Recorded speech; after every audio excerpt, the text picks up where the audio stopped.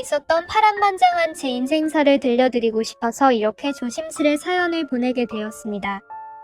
저는 지금 형부와 같이 살고 있는데 긴 글이 될 수도 있겠지만 그저 한 여자의 속풀이라고 생각하고 가볍게 들어주셨으면 좋겠습니다. 저에게는 2살 차이가 나는 친언니가 한 명 있습니다. 언니는 매사 차분하고 현명했으며 성격도 참 시원시원했었죠. 똑 부러지는 성격에 공부도 상당히 잘했고 얼굴도 예쁜 외모라 남자들 사이에서도 인기가 상당히 많았습니다. 더군다나 성격도 착해서 어릴 적부터 저를 살뜰히 챙겨준 언니가 제 우상이자 꿈이었던 것 같아요. 나이는 겨우 2살 차이밖에 안 되지만 어릴 적부터 언니는 제게 상당히 커다란 존재였던 것 같아 말을 잘 따르곤 했습니다.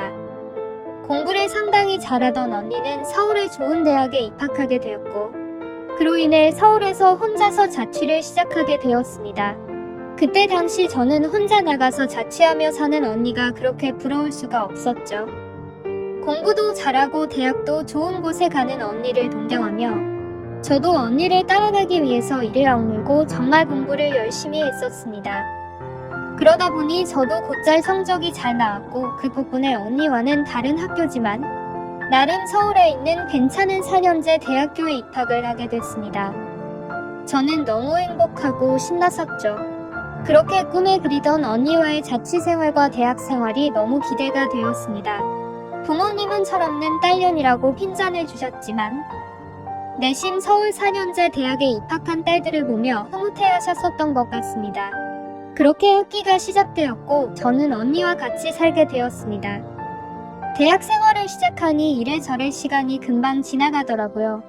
친구들도 여러 명 사귀게 되었고 술집도 처음 가보고 미팅도 하면서 너무 즐겁게 지낸 것 같아요. 그러다 언니는 졸업을 하고 대기업은 아니지만 업계에서 알아준다는 좋은 곳에 취직을 하게 되었습니다. 그리고 얼마 뒤 지금의 형부를 만나게 되었네요. 언니보다는 2살 위였으니 저하고는 4살 차이가 나는 남자였고 언니와 소개팅으로 만났다고 들었습니다. 처음 만났을 때 환하게 웃으며 내가 연희의 동생이야 라고 말하던 게 정말 엊그제 있었던 일처럼 생생합니다. 저는 언니와 같이 살고 있었기 때문에 형부와는 자주 만났어요. 처음에는 여자 둘이 사는 집에 자꾸 찾아오는 게 불편했지만 너무나 좋은 성격에 항상 밝은 미소를 보여주던 형부였죠. 그리고 언니와 같이 어울리며 놀다 보니 언젠가부터 저도 서서히 편해지더라고요. 2사람은 항상 저를 같이 챙겨주었고 식사나 영화 그리고 술을 마실 때도 함께 했어요. 언젠가부터 그게 너무 좋았고 일상이 된 듯이 같이 노는 게 편해졌습니다. 저와 형부는 아는 오빠 동생 같이 아주 편한 사이가 되었던 거죠. 그렇게 처음 겪어보는 재밌는 일상들을 만끽하였고 평범한 대학 생활을 즐기면서 별탈 없이 잘 지내고 있었습니다. 그런데 하늘이 무너질 만큼 충격적인 일이 생겨버렸죠. 어느 날 갑자기 부모님의 충격적인 사고 소식을 접해야 했습니다. 언니와 제가 사는 자취방에 오셔서 반찬이며 이것저것 가져다 주시고 시골 집으로 내려가시다 차가 반파되는 큰 사고가 났습니다. 여자들끼리 사는 집이 이게 뭐냐며 투덜거리셨던 엄마와 애들한테 잔소리 그만하라는 아빠. 그 모습이 마지막 모습이셨어요. 부모님 2분 다 그 사고로 인해 돌아가시게 되었습니다. 저희 자매는 너무나도 슬픈 그 현실을 어린 나이에 모두 받아들여야만 했습니다. 형부는 장례식장에서 언니의 남자친구라고 주변 분들에게 소개를 하였고 저희 부모님의 마지막 장지까지 함께 해주었습니다. 목 놓아 울다가 너무 힘들어 지치면 형부가 달래주었고 무엇이라도 먹으라며 밖에서 죽까지 사와서 저희들을 챙겨줬었죠. 형부에게 너무 고마웠고 그때부터 많이 의지가 되었던 것 같아요. 그렇게 부모님을 보내드리고 나니 저희는 졸지의 고아가 되어버린 거나 마찬가지인 상황이 되었습니다. 그렇게 힘든 시기에 겨우겨우 버티면서 대학 생활을 마치고 졸업을 하게 된 저에게도 어느 날 한 남자가 다가오게 되었습니다. 이 남자가 바로 제 전 남편입니다. 부모님이 돌아가시고 형부와 언니에게 많이 위로받고 기대면서 살았지만 그걸로 제 마음이 채워지기에는 부족했었나봐요. 자상하게 다가와서 제 말을 잘 들어주던 그 남자와 연애를 하게 되었고, 저는 자연스럽게 그 남자에게 제 삶을 기대고 많이 의지하게 되었었죠. 그러다 보니 집에 들어가지 않고 외박을 하는 횟수도 점점 늘게 되었고, 안 그러던 제가 갑자기 그런 모습을 보이게 되자 언니와 형부에게 혼도 많이 났었습니다. 그러던 중 저는 그만 사고를 치고 말았습니다. 어리다면 어린 그 나이에 혼전 임신을 하게 되었던 거죠. 지금 생각해보면 정말 미친 짓이라 생각하고 있고 그 시간을 되돌리고 싶은 심정입니다. 물론 지금 제 인생 누구보다 소중한 제 딸아이가 없길 바란다는 뜻이 아니고 전 남편만 되돌리고 싶습니다. 하지만 그때 당시에는 그 남자를 많이 의지했고 사랑했었기에 미래가 행복할 거라 꿈꾸고 아이를 낳자고 마음먹었습니다. 그렇게 저희는 예정에 없었던 결혼을 급하게 하기로 한 거였죠. 그래서 저는 언니와 형부에게 이 사실을 알렸고 정신이 있는 거냐며 많이 혼났었던 것 같습니다. 잘 살 테니 걱정하지 말라고 얘기를 계속 해줬지만 그게 말처럼 쉽게 될 리 없다는 걸 잘 알고 있는 두 사람은 저를 많이 설득하려고 했죠. 하지만 뱃속에 제 아이가 있었기에 되돌릴 수 없다는 걸 모두가 알았고 결국 제 의견을 따라서 결혼을 진행하게 되었습니다. 그러나 상견례부터 참 쉽지 않더군요. 그날부터도 많은 일이 있었습니다. 언니와 형부가 상견례 자리에 나와주었고 어른은 없냐며 대놓고 무시하던 시댁. 그리고 그런 경험을 처음 하면서 괜찮은 척하며 땀을 뻘뻘 흘리면서 시댁에 비위를 맞춰주던 형부. 매사에 정확하고 똑부러지던 제 언니도 저를 위해 성벽 죽이고 이리저리 무사히 상견례를 끝마쳤네요. 남자친구와 저는 어린 나이에 목돈이 없었기에 시댁에서 마련해주신 15평 남짓되는 빌라에서 아이를 출산하고 신혼생활을 시작하게 되었습니다. 그런데 제가 꿈꾸던 결혼생활과는 정반대였습니다. 연애하던 시절에는 항상 저를 착하게 대해주던 남편은 결혼을 하고 난 뒤 마치 다른 사람처럼 180도로 바뀌었습니다. 잦은 음주와 외박 그리고 저에게 욕설까지도 서슴지 않았습니다.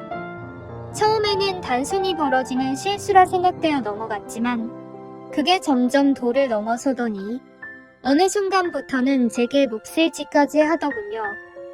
부모가 없어 네가 개념이 없다며 욕을 하고 언니와 형부까지 싸잡아서 욕을 했습니다. 어리다면 어린 나이에 그 얘기를 듣고 있자니 서름에 복받쳐서 아이를 안고 많이 울었던 것 같아요. 하지만 저는 언니와 형부에게 제 상황을 이야기하지 못했습니다. 잘 살겠다고 큰소리 뻥뻥 치고 강행했던 이 결혼. 지금 제가 이런 대접을 받고 힘들게 산다는 사실을 안다면 언니와 형부가 너무 슬퍼할 걸 잘 알았거든요. 그렇게 저는 힘든 하루하루를 살아가던 중 언니와 형부는 결혼을 하게 됐습니다. 저는 그 당시 많이 힘들고 지친 마음이었지만 누구보다 그 둘의 결혼을 축복했기에 밝게 웃으며 축하해 주었습니다. 그리고 저의 불행한 일상이 2년쯤 지났을 때였습니다. 남편의 폭언과 만행은 점점 더 심해졌고 어느 날부터는 술집 다니는 여자와 외도를 하는 사실까지 알게 되었습니다.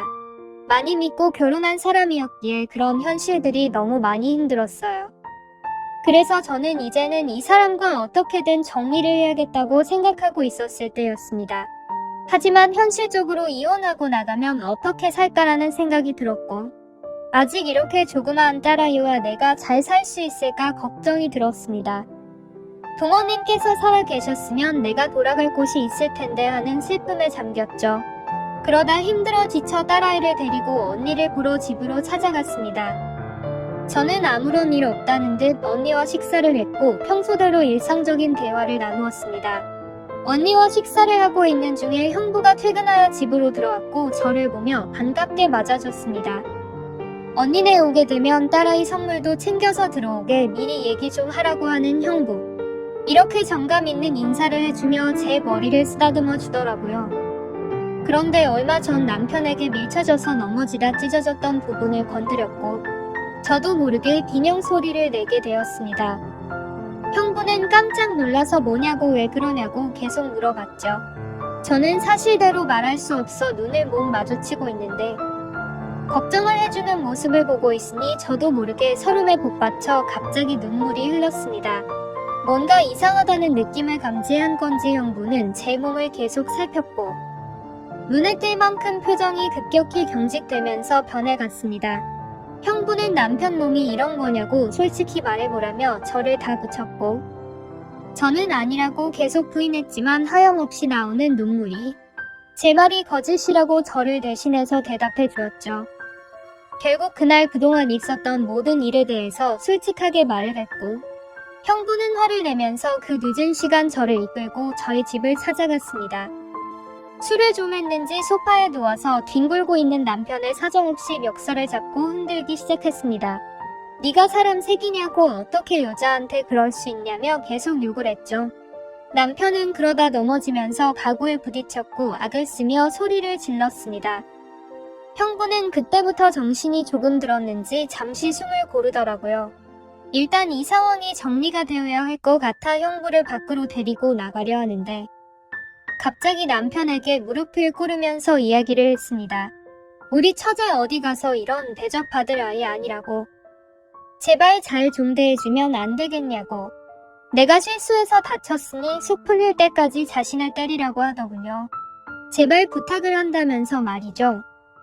남편은 그런 형부와 울고 있는 저에게 지금까지 해왔던 것, 그 이상의 온갖 녹설을 뱉으며 경찰에 신고를 했습니다. 경찰이 와서 일단 상황은 종료되었지만 절대 합의는 하지 않겠다는 남편 때문에 형부는 결국 재판까지 받게 되었습니다. 자세한 내용은 형부가 절대 말해주지 않아 그 후 어떤 처벌이 이뤄지게 됐는지는 지금도 잘 모르겠습니다. 그런 상황을 겪은 뒤도 저는 확실히 남편과 정리를 할 수 있었고 이도 저도 갈 곳이 없던 저와 딸아이에게 언니와 형부는 손을 내밀어 주었습니다.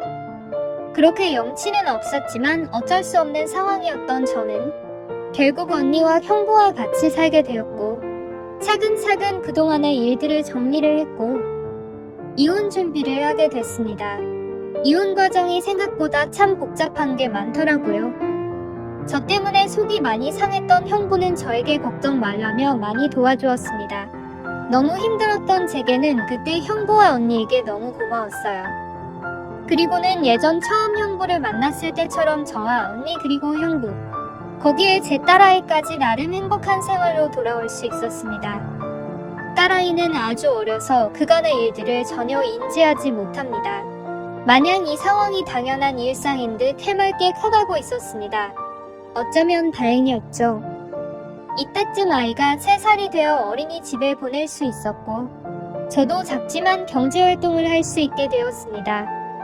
전공을 살려 작은 디자인 업체 취직을 하게 되었어요. 이 회사가 프리랜서처럼 집에서도 일을 할 수 있었기에 아이를 키우는 저에게는 딱 알맞은 직장이었거든요. 급여는 그리 많지 않았지만 빨리 목돈을 모아서 이 집에서 독립하기 위해 이 악물고 일했던 것 같습니다. 회사 몰래 아르바이트 짬짬이 해가면서 아이도 챙기고 일도 병행하는 그런 정신없이 바쁜 나날들을 보냈습니다. 그러다 어느 날 일어나지 말아야 할 충격적인 사건이 벌어졌습니다. 왜 저에게는 이런 시련들이 몇 번씩이나 이어졌는지 하늘이 원망스럽습니다.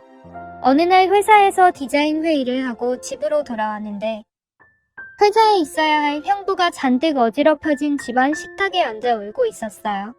식탁 위에는 마시던 소주들이 널브러져 있었고요. 너무 놀라서 이게 무슨 일이냐 물었지만 형부는 아무 말이 없더라고요. 그러다 식탁 위에 올려진 이혼 서류를 발견했고 그 서류에는 언니 이름이 적혀 있었습니다. 무슨 일이냐 물었습니다. 한참이 지난 뒤에 형부가 하는 말이 언니와 이혼하게 되었답니다. 언니는 집을 나갔다고 하더라고요. 갑자기 도대체 무슨 말인지 도저히 이해가 안 되었어요. 아무 문제 없이 행복하게 잘 지내고 있는 줄만 알았는데 갑자기 이혼이라니요. 계속 형부에게 물었지만 형부는 그냥 이혼할 거니 그렇게 알라고만 얘기했고 다른 이야기는 해주지 않았습니다. 일단 아이를 챙겨야 했기 때문에. 대화는 그렇게 끝났고 바로 언니에게 전화했습니다. 언니는 아무 말도 하지 않았고 저는 무슨 일인지 일단 만나서 이야기하자고 언니를 다독였습니다. 언니와 만났고 이야기를 들었습니다. 언니는 정말 미안하고 몫을 지신 걸 알지만 사랑하는 사람이 생겼다고 말하더군요. 이게 도대체 무슨 말인지 말도 안 나왔습니다. 제가 그렇게 좋아했던 똑순이 언니가 형부가 아닌 사랑하는 사람이 생겼답니다. 너무 화가 났어요. 뭐라고 욕도 나오기 전에 언니의 뺨부터 때렸습니다. 도대체 이게 무슨 짓거리냐고. 형부가 우리한테 얼마나 잘해줬는데 그게 무슨 말이냐고. 내가 잘못 들은 거 맞다고 말하라고 소리를 질러댔습니다. 그런 언니는 그저 미안하답니다. 저를 끝까지 챙겨주지 못하고 무책임하게 떠나게 되어서 미안하다고 하더라고요. 너무나 황당하고 어이가 없어서 말도 제대로 안 나오더군요. 그렇게 저희들을 위해 잘해준 우리 형부가 너무 불쌍해서 저는 정신을 차리고 언니에게 얘기했습니다. 앞으로 너는 내 언니도 아니고 9번 다시 우리 앞에 나타나지 말라고. 내가 너 대신 형부를 끝까지 지켜줄 거니 꺼지라고 했습니다. 그리고 울면서 자리를 나왔습니다. 저도 그렇게 아프게 이혼했는데 그렇게 믿었던 언니가 제 전남편처럼 인간 같지도 않는 짓을 저지르다니 믿어지지가 않았습니다. 집으로 돌아온 저는 말없이 형부를 위로해 주었습니다. 사실 제가 할 수 있는 일이 크게 없었어요. 저도 딸아이와 함께 얹혀 살고 있는 입장이었기 때문에 그저 위로를 해줄 뿐 다른 방법이 없었거든요. 형부는 며칠 동안 출근도 하지 않고 술만 마시며 지냈습니다. 그걸 보다 보니 저는 너무 안쓰러웠습니다. 그래서 그때부터 언니 대신 집안일을 더욱 더 살뜰히 챙겼고 가사, 육아, 일을 병행하게 되었습니다. 너무 바쁘게 움직였지만 그것보다 형부의 충격이 더 걱정되어 힘들다는 생각도 못했었죠. 그러던 어느 날 형부가 저를 불렀습니다. 그리고 봉투 하나를 건네주었는데 1억 원이 수표로 들어있었어요. 그러며 하는 말이 같이 아파트 들어가려고 모아두었던 돈인데 이제 아무것도 필요 없으니 이 돈 가지고 나가서 자기 걱정 말고 행복하게 살라고 합니다. 여기에 계속 있기 불편하지 않겠냐고. 어차피 끝까지 저랑 제 아이 데리고 가려고 했었기에 그 몫을 나누어 주는 거라고 하더군요. 힘든 그 와중에도 제 걱정을 하고 있었다니 눈물이 나서 펑펑 울어버렸어요. 그리고 형부를 꼭 안아주며 내가 같이 지켜줄 거니까 너무 슬퍼하지 말라고 당분간 곁에 있게 해달라고. 형부가 정신 차리면 내가 알아서 나갈 테니 이 돈은 필요 없다고 말했습니다. 형부도 감정이 복받쳤는지 목 놓아 울었고 알겠다면서 고맙다고 말하더라고요. 그렇게 저와 저희 딸아이 형부까지 비록 임시지만 새로운 가족이 되었습니다. 형부는 바랄 게 뭐 있냐고 아무것도 필요 없다며 언니와 조용히 합의 이혼을 했습니다. 왜 이렇게 착한 사람을 상처받게 만드는지 언니가 너무 미웠고 형부에게 미안했습니다. 이렇게 짧은 시간 동안 부모님의 사고 그리고 혼전 임신과 이혼 또 믿었던 언니의 충격적인 배신까지 무려 3가지나 되는 큰일을 연달아 겪었습니다. 형부는 이혼을 한 뒤로 정신을 차리고 일상으로 돌아왔습니다. 저도 마찬가지고요. 서로 많이 의지를 해가며 바쁜 나날들을 보내고 있습니다. 언니가 떠난 충격을 온전히 떨칠 수는 없었지만 그래도 그 슬픔이 어느 정도 가셨을 무렵 작은 월세방을 얻어서 나간다고 형부에게 말했죠. 어느 정도 일상이 제자리를 찾은 것 같아서 제가 살기를 찾아가겠다고 말했더니 여기가 너희 집인데 어딜 가냐고 화를 내더라고요. 이제 우리 가족인데 어딜 나가냐고요. 끝까지 서로 의지하자며 저를 붙잡더라고요. 형부를 위해서도 이건 아니다 싶어 완강히 거절했지만 이런저런 실랑이 끝에 형부에게 너무 고마운 마음이 들었습니다. 결국 저는 형부의 손을 놓을 수 없었습니다. 저희는 서로 상처받은 사람들이 만든 이상한 가족 구성원이 되었지만 나름 행복하게 잘 살고 있습니다. 지금은 전에 살고 있는 곳보다 조금 더 좋은 아파트로 이사도 했고요. 남들이 이상하게 볼 수도 있겠지만 신경 쓰지 말라고 늘 본인보다 저를 신경 썼어요. 아이 유치원 행사에도 애비 없는 자식 소리 듣지 않게 하려고 아빠처럼 참여해주고요. 남들이 흔히 생각할 수 있는 이상한 관계는 절대 아닙니다. 사실 저조차도 나름 소소한 행복을 느끼며 사는 이 순간이 영원할 것 같진 않습니다. 언젠가는 저도 형부와 떨어져 이곳에서 떠나야 할 거라 생각하고 있고요. 그래도 지금 당장은 현재에 충실해서 행복하게 지내보려고 합니다.